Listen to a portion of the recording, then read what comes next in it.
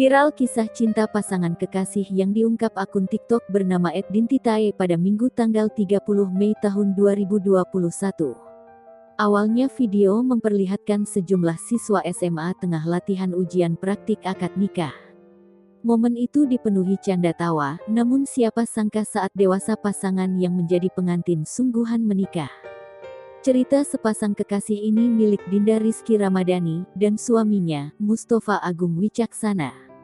Dinda mengatakan, ternyata dulu ia dan suami satu kelas saat SMA, yakni sekitar tahun 2019.